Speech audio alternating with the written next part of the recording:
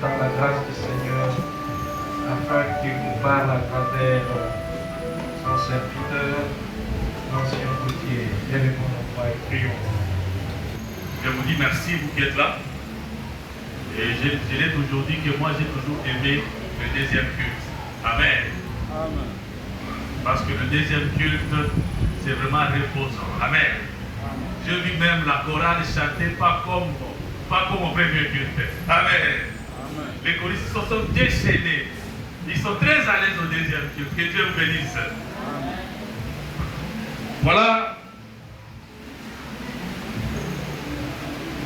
Nous continuons à parler de notre bien Néhémie. Amen. Amen. J'espère que tous tels que nous sommes là, je ne sais pas si au milieu de nous, il y a quelqu'un qui n'a pas encore compris ou bien qui ne sait pas nous relater l'histoire même de Néhémie. Est-ce qu'il y a quelqu'un qui ne sait même pas nous relater cette histoire? Est-ce qu'il y a quelqu'un qui ne connaît pas ça? Amen. Amen. C'est-à-dire que tout le monde connaît un peu l'histoire de Néhémie. Néhémie qui était une des chansons dans la maison de l'empereur. Amen. Amen. Néhémie qui était en déportation, qui était comme un esclave en Babylone. Et lui était comme un seul. C'est là où moi j'ai connu les mots et chansons. Quand il la Bible est bon, non? La Bible est riche. Les mots et chansons, moi je l'ai connu dans la Bible. Les chansons, c'est celui qui sert du vin au roi. Amen. Amen. C'est à cause de ce livre de Néhémie que je viens d'apprendre ce mot-là. Et je peux même l'employer dans ma vie quotidienne. Amen. Néhémie, qui est un serviteur dans la maison de l'empereur, qui a reçu ses parents qui sont venus, ils ont rapporté l'histoire. Et voilà, même ceux-là que tu as laissés là-bas ont été capturés, sont dans la souffrance. On a parlé de sa vie qui était détruite. On a parlé, donc tout ce qu'il avait comme souvenir était détruit. La Bible dit, Néhémie a eu très mal dans son cœur. La Bible dit, il a eu très mal dans son cœur. Il était très mal à l'aise, au point qu'il a commencé à pleurer. Il a pleuré et il ne s'est pas limité là. Il est allé même à s'agenouiller pour parler à son Dieu. C'est cette attitude-là que moi j'ai aimé dans notre bien-aimé. Amen. Amen.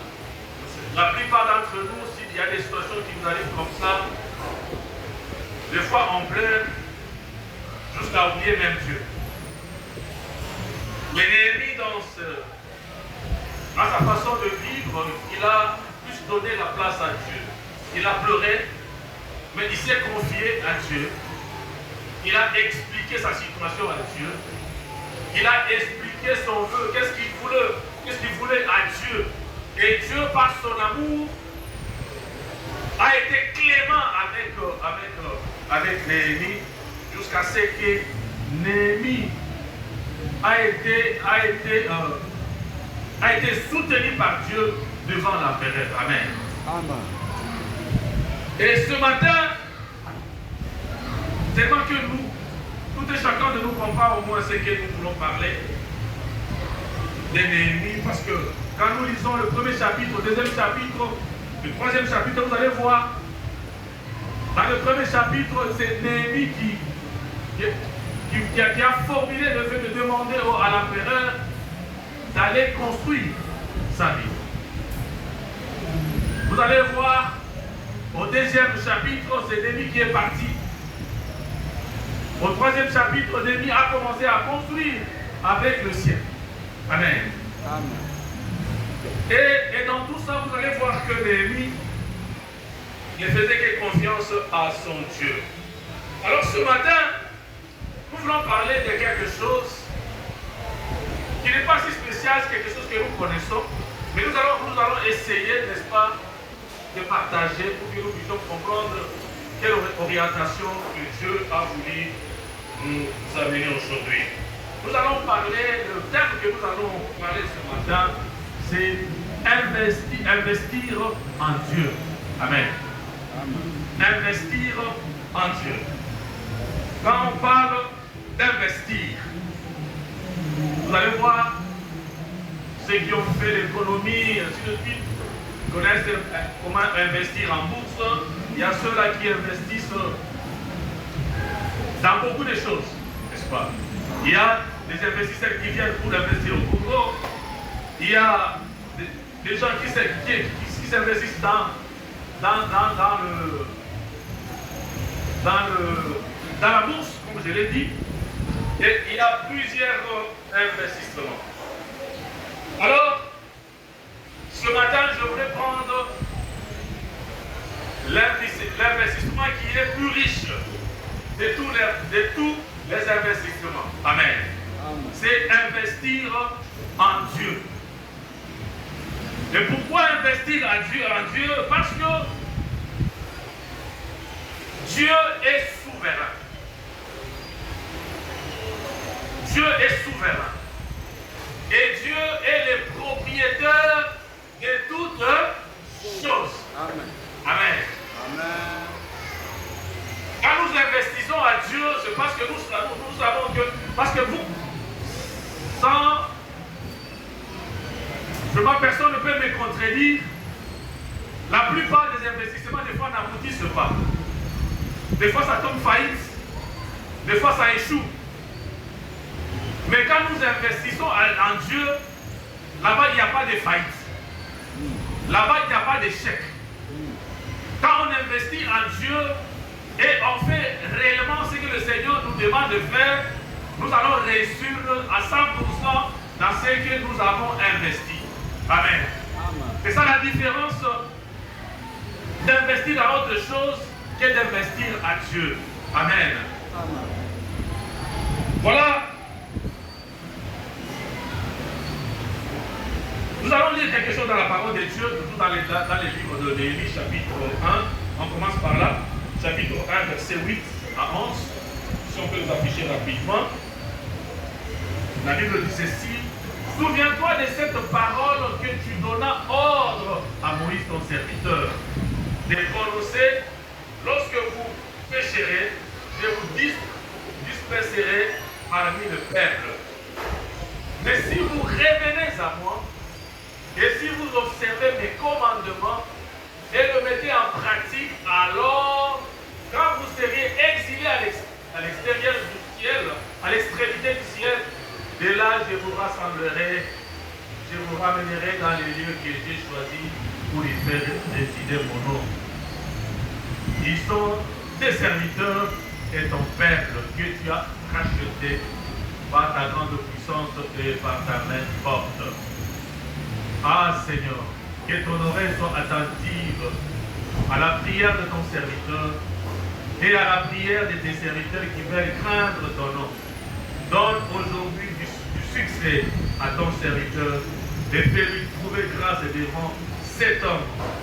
J'étais alors les chansons du roi. Amen. Amen. Si vous avez compris ici, si on peut afficher le verset 9. Le verset 9, s'il vous plaît. Verset 8. Oui. C'est 9, hein? Verset 9. Néhémie 1. Néhémie 1. Le verset 8. Souviens-toi de cette parole que tu donnas ordre à Moïse, ton serviteur, de prononcer lorsque vous pécherez, je vous disperserai par 9.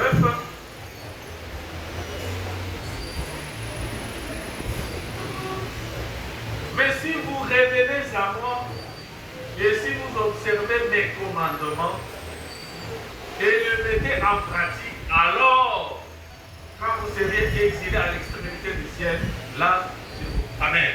Amen. Ici, préalable, il y a une condition. Amen.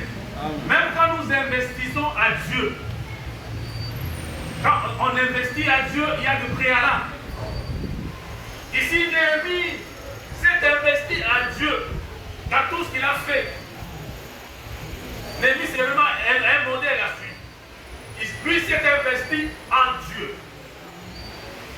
Alors, pour que son investissement soit vraiment une réussite, voilà ce que le Seigneur lui a recommandé.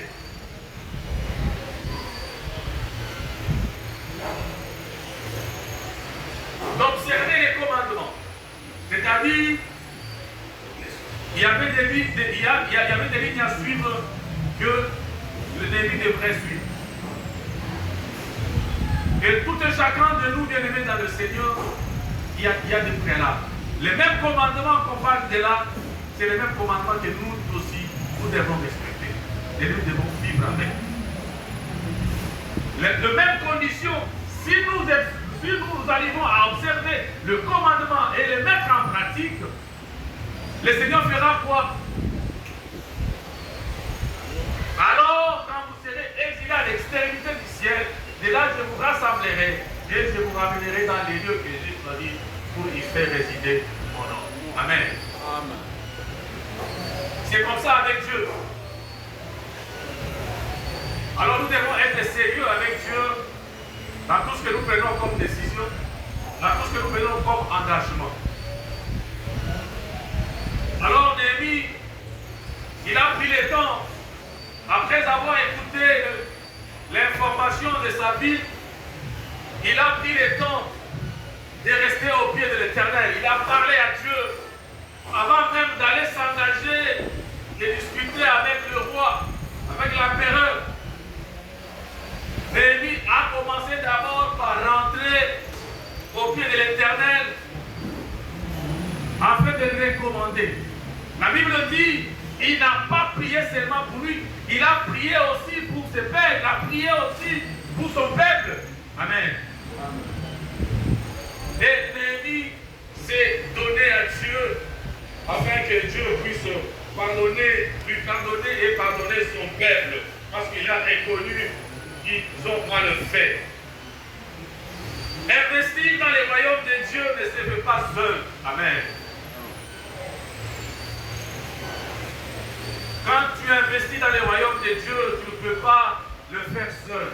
Tu dois le faire avec les bien-aimés dans le Seigneur. Les chrétiens que nous sommes. Tu dois travailler avec d'autres personnes pour réussir dans ton investissement en Dieu. Il est important de collaborer avec d'autres chrétiens pour travailler ensemble à l'édification de l'Église et l'accomplissement de la mission de Dieu. Amen. Parce que, vous savez, bien aimé dans le Seigneur, quand vous vous consacrez à Dieu et quand vous prenez l'engagement de travailler pour le Seigneur, tu ne vas pas travailler seul, bien aimé, dans le Seigneur. Amen. Tu ne peux pas venir ici à l'église avec des chaises vides, tu commences à prophétiser, tu commences à parler. Non, il faut parler, aux gens, aux frères et sœurs de votre congrégation, de votre communauté, de votre église. Comme nous le faisons ce matin en ces lieux, nous partageons la parole de Dieu, quand bien même nous sommes tous plongés dans ces livres de Néhémie. Amen. Amen. Investir en Dieu, pourquoi? Parce que, je l'ai dit ici, nous devons investir en Dieu dans tout ce que... Je sais qu'ici, tout et chacun de nous a un travail, tout et chacun de nous a un business, tout et chacun de nous a quelque chose à faire. Mais au-delà de tout ça, Amen. Amen. Le samedi, il y avait la formation, n'est-ce pas? C'était la formation de Ali Baba. C'est le samedi. Voilà. C'est notre frère Bright qui m'a donné cette formation, n'est-ce pas? Voilà. C'est lui. C'est pas lui. Bon, moi, je pensais que c'était lui.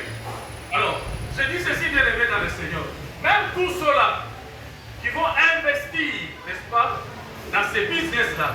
Moi, je pense, avant de s'investir dans les business, il faut d'abord s'investir en Dieu. Amen. Amen.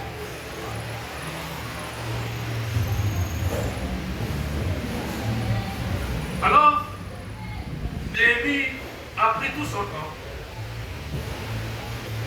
de parler à son Dieu. Après le deuxième étape, il est allé, Dieu a occasionné cette circonstance pour que l'empereur puisse comprendre la souffrance qui était à Néhémie. Il a vu que Néhémie n'était pas comme il a toujours été. Le roi a posé la question. Néhémie lui a expliqué la situation telle que c'est présent. Et il a même formulé sa demande. Et l'empereur a accordé.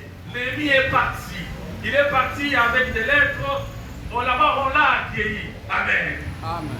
Néhémie n'a pas voulu travailler seul. Quand il est arrivé en Jérusalem, il a associé d'autres serviteurs pour la construction. Si vous lisez, si nous lisons Néhémie chapitre 3, vous allez voir, parce que je ne peux pas lire ça, c'est trop long, vous allez voir ça.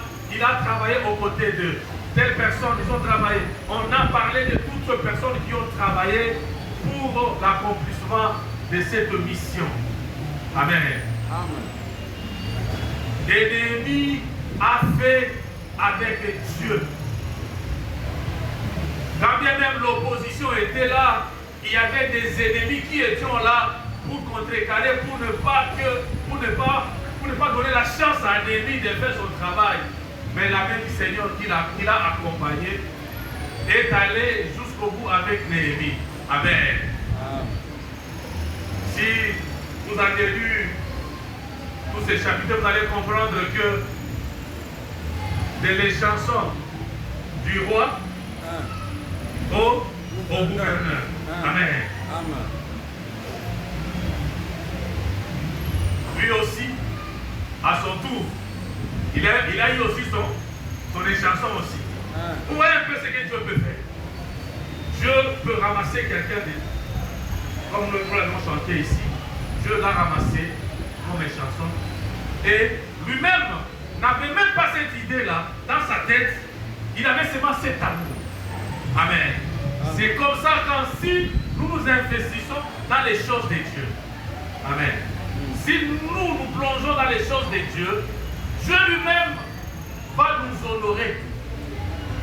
Amen. Amen. Ne regardez pas d'abord notre intérêt avant de faire quoi que ce soit. Mais plutôt, avant de faire quelque chose, regardons d'abord l'intérêt de Dieu dans ce que nous faisons. Et ensuite, Dieu lui-même va voir maintenant notre intérêt. C'est comme ça avec Dieu.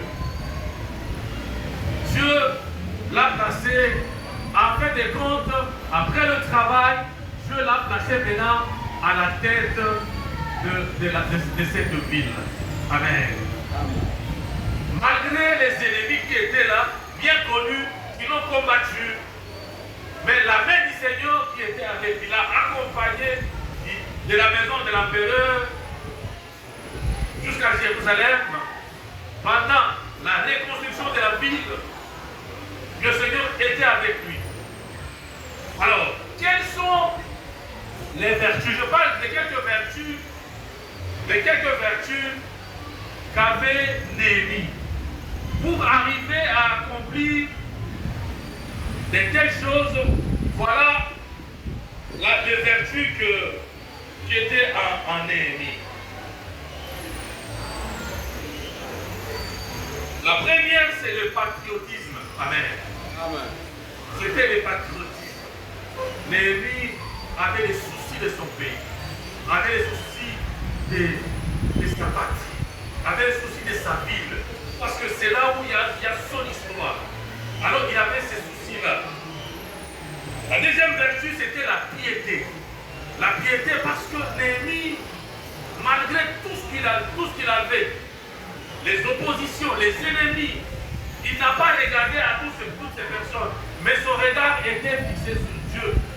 Et jusqu'à ce que Néhémie ne demandait que pardon à Dieu, même pour son père. Même quand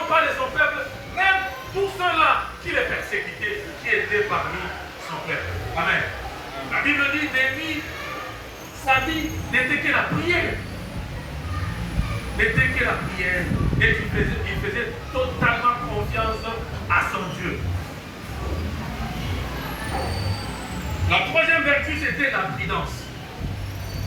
Si vous avez compris, si vous avez lu, comme moi je l'ai aussi écouté, Néhémie, quand il est arrivé, quand il a quitté Babylone pour aller à Jérusalem pour la reconstruction de la ville, tout ce qu'il avait comme projet, tout ce qu'il avait comme secret, il n'a pas divulgué, il a gardé ça. Amen. Il était très prudent. Il était très prudent parce que même ceux-là, les Tobija, les Sambala et les autres là qui voulaient toujours le faire du mal, n'ont pas su quelle position avait Néhémie. Ils n'ont pas compris. Amen. Il était très prudent. Je parlais du patriotisme, de la piété, de la prudence. Ma quatrième vertu, c'est la persévérance. Malgré les oppositions, malgré les critiques, malgré les injures, on voulait le déstabiliser, on voulait le distraire. Mais lui n'a pas regardé à tout ça. Lui, son regard était vers l'objectif. L'objectif était de reconstruire la ville. Amen. Était de rendre cette ville indépendante des autres villes. Parce que vous allez voir avec moi que la ville était entourée par une mur, par un mirail. Amen. Et pourquoi il a voulu faire ça? C'est pour rendre cette ville indépendante des autres entités, des autres villes. Amen. La cinquième vertu, c'est le courage. Amen. C'est le courage qu'avait Néhémie. Le courage a commencé dans la maison de l'empereur, là où il était. Parce qu'il y a d'autres serviteurs, quand le roi le pose, quand son chef lui pose la question, il ne sait même pas s'expliquer. Amen. Mais lui, il a pris le courage d'expliquer à l'empereur et également à formuler la demande. Et voilà, je voulais faire ceci pour ma nation, pour ma ville. Et la dernière vertu, c'était l'équité. Amen. C'était l'équité. Si vous allez voir, Néhémie a travaillé avec ceux-là qui étaient prêts à travailler avec lui. Amen. Il n'a pas choisi une partie de personnes. Non, non. Il a pris tout cela et il a respecté toute personne à son rang. Il y avait des prêtres, il y avait des sacrificateurs, il y avait toutes ces personnes-là. Il a travaillé avec eux sans problème. Amen. Amen. Bien-aimés, c'est ça qui caractérisait la vie de cet homme de Néhémie. Parce que je ne saurais pas vous parler de Néhémie parce que nous avons déjà écouté beaucoup de serviteurs passés ici parler de cet homme de Néhémie. Maintenant, qu'est-ce que nous pouvons retenir comme enseignement? Qu'est-ce que nous pouvons retenir comme enseignement? Néhémie nous exhorte à prier. Amen. Néhémie nous exhorte à prier et à exprimer notre confiance en Dieu. Et pourquoi nous devons exprimer notre confiance en Dieu? Parce que, comme je l'ai dit ici, investir en Dieu parce qu'il est souverain et il est propriétaire de toutes les choses. En dehors, il n'y a personne, alors personne sur cette terre, même le président des États-Unis, ne peut pas se proclamer que la terre lui appartient. Amen. D'ailleurs, le président que nous avons maintenant aux États-Unis, c'est un chrétien qui aussi comprend bien la souveraineté de Dieu. C'est pourquoi même dans tout ce qu'il fait, il associe Dieu. Amen. Alors, comme Dieu est souverain, comme Dieu est propriétaire de toutes les choses, ce que nous pouvons faire, c'est de prendre totalement notre vie et de l'investir en lui. Parce qu'en s'investissant en lui, amen, en s'investissant en Dieu, nous n'aurons pas d'échec. Amen. Mais plutôt nous aurons de succès. Comme Néhémie qui a quitté des chansons pour devenir un gouverneur. Amen. C'est que ce qu'on dit ici à Kinshasa, chance c'est le combat. Chance c'est le combat. Mais est-ce que nous on peut dire chance c'est le combat? Non, nous ce n'est pas la chance. Nous, c'est se consacrer à Dieu. C'est se donner à Dieu, de travailler pour Dieu. Et Dieu en tant que notre patron, notre Père, à qui nous sommes investis, ce Dieu-là fera quoi avec nous? Ce Dieu-là nous bénira. Amen. Ce Dieu-là nous bénira. Si on peut nous mettre le chapitre 2 de Néhémie, rapidement, nous allons vers la fin. Voilà. Je me rendis auprès du gouverneur de l'autre côté du fleuve et je leur remis les lettres du roi qui m'avaient fait accompagner par des chefs de l'armée et par des cavaliers. Sambala, les Horonite, et Tobija, les serviteurs ammonites, ayant appris, eurent un grand déplaisir de ce qu'il venait un homme pour chercher le bien des enfants d'Israël. J'arrivai à Jérusalem et j'y passai 3 jours. Après quoi, je me levai pendant la nuit avec quelques hommes sans avoir dit à personne ce que Dieu m'avait mis à cœur de faire pour Jérusalem. Parce que rapidement, il y avait avec moi d'autres bêtes des sommes que ma propre monture. J'ai sorti de nuit par la porte de la vallée et je me dirigeais contre la source du dragon vers la porte du fumier, considérant le mirail en ruine de Jérusalem et réfléchissant à ces portes consumées par le feu. Je passais près de la porte de la source et de l'étang du roi. Et il n'y avait point de place par où put passer la bête qui était sous moi. Je montais de nuit par le torrent, mais j'ai considéré encore la muraille où je rentrais par la porte de la vallée et je fis ainsi le retour. Les magistrats ignoraient où j'étais allé et ce que je faisais jusqu'à 7 mois. Je n'avais rien dit aux Juifs, ni aux sacrificateurs, ni aux grands, ni aux magistrats, ni à aucun de ceux qui s'occupaient des affaires. Je leur dis alors, vous voyez le malheur étant où nous sommes, Jérusalem est détruite et ses portes sont consumées par le feu. Venez, rebâtissons la muraille de Jérusalem et nous ne serons plus dans le pauvre. Et je leur racontais comment la bonne mère de mon Dieu m'avait aidé sur moi et quelles paroles le roi m'avait adressées. Il dit, lèvons-nous et bâtissons. Et ils se fortifièrent dans cette bonne résolution. Sambala, Léonite, Tobit, le serviteur ammonite, et Geshem, l'arabe, en ayant été informés, se moquèrent de nous et nous méprisèrent. Il dit, que faites-vous là? Vous révoltez-vous contre le roi? Je leur dis cette réponse.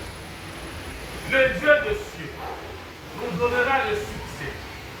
Nous, ses serviteurs, nous nous lèverons et nous bâtirons. Mais vous n'avez ni part, ni droit, ni souvenir dans Jérusalem. Amen. Amen. Ça, c'est l'église. Je crois que vous avez compris, bien aimé dans le Seigneur, ce que j'ai expliqué. Je parlais de vertu qui était en notre bien aimé. S'il n'avait pas exécuté ces vertus, peut-être qu'il allait tomber, parce que vous pouvez tomber et ne pas arriver au bout de sa mission. La Bible, là vous lisez, quand on dit, verset 17, on dit, là, il a confirmé que la main de l'Éternel était sur lui. Et dans tout ce qu'il faisait, la puissance, l'Esprit de Dieu les conduisait jusqu'à ne pas, imaginez-vous, jusqu'à ne pas même faire confiance, même aux sacrificateurs, même aux grands qui étaient dans le pays.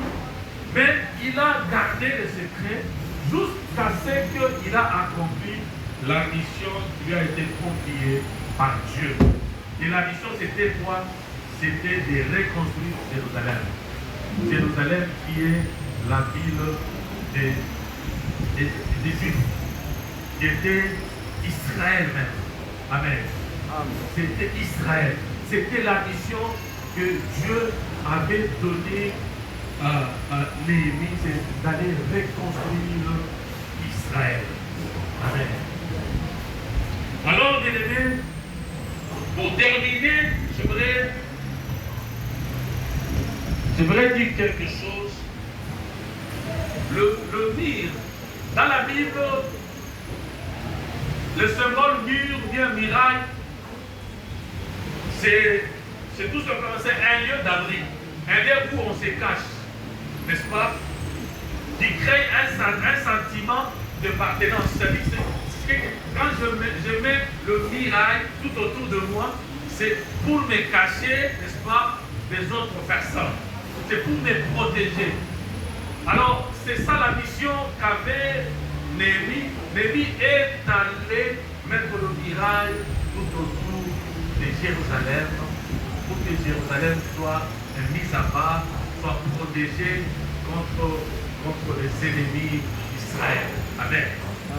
Alors, la déclaration que Néhémie a faite, j'aimerais ce matin que nous puissions le faire aussi.